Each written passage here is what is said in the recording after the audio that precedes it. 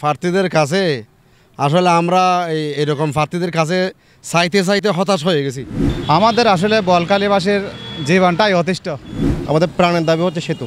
আমাদের একান্ত চাওয়া পাওয়া হচ্ছে যে বিশেষ করে এই বোয়ালখালী ব্রিজটা। প্রিয় দর্শক, স্বাগত জানাচ্ছি চিটাগং লাইভের নিয়মিত আয়োজন সরাসরি জনমত অনুষ্ঠানে। আমি এই মুহূর্তে অবস্থান করছি কালুরঘাটে। জানবো এই কালুরঘাট সেতু নিয়ে বোয়ালখালীবাসীর দাবি। আমাদের বোয়ালখালীবাসীর যে দীর্ঘদিনের কষ্ট ওটা যাতে লাঘব হয় এবং যে প্রার্থী থাকুক, যে দলের প্রার্থী হোক এবং স্বতন্ত্র হোক, আমাদের দলের হোক, আমার চাওয়াটা হবে আমাদের একটা সেতু নিয়ে যাতে আমাদের মাননীয় প্রধানমন্ত্রীর কাছে উনি আমাদের দাবিটা উত্থাপন করে। এই যে ডেলি লক্ষ লক্ষ লোক পারাপার করতেছে আপনার ফেরির মাধ্যমে, এটা খুবই কষ্টকর।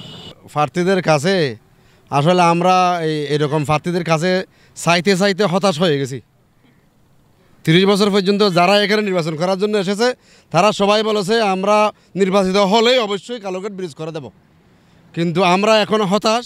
এই জন্য এই বোয়ালখালের কোনো মানুষ আর কারোর কাছে ব্রিজ চায় না।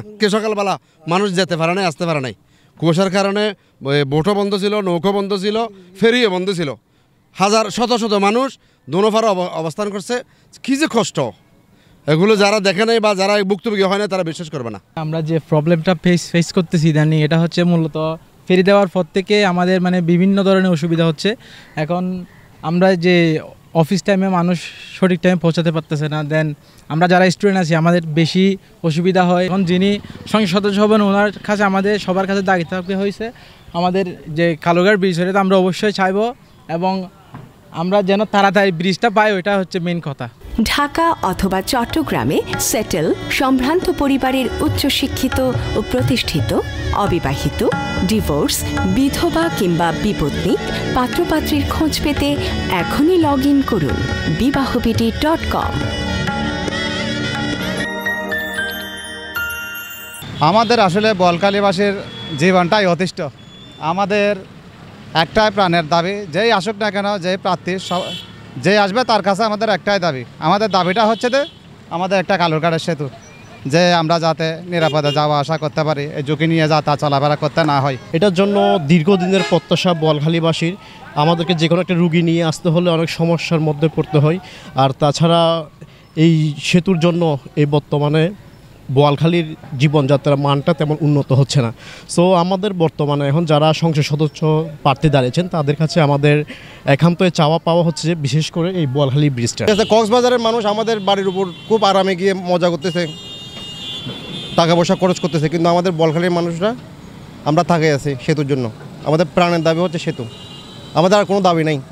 আমাদের দ্রব্যমূল্য থেকেও বেশি চাওয়া হচ্ছে কি আমাদের যাতে কি হয়, সেতুটা কি খুব দ্রুত তো কি হয় ওটা পদক্ষেপ নেয়।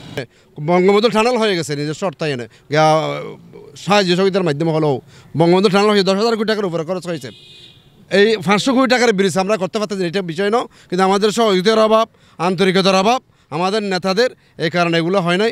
দাবি জানাবো সরকারের কাছে, সরকার মহোদয় যদি বিবেচনা করে বোয়ালখালীবাসীর মানুষের কষ্ট লাঘব করার জন্য চাইলে 1-2 বছরের মধ্যে একটা ব্রিজ করে দেওয়া সম্ভব। অনেক রোগী আছে, অনেক অসুস্থ আছে, চাকরিজীবীরা আছে, ডিউ টাইমে চাকরিতে যাইতে পারে না, ডিউ টাইমে গন্তব্যস্থলে পৌঁছাইতে পারে না, বা একটা রোগী ডেলিভারি রোগী অনেক সময় দেখা যাচ্ছে যে মারাও গেছে, অনেক রেকর্ড আছে। এই যে এখানে যাওয়ার সময় ডিউ টাইমে যাইতে পারে না। তো এই নিরাপত্তাহীনতার জন্য আর কি এরা অনেকেই ভোগান্তিতে পড়ে।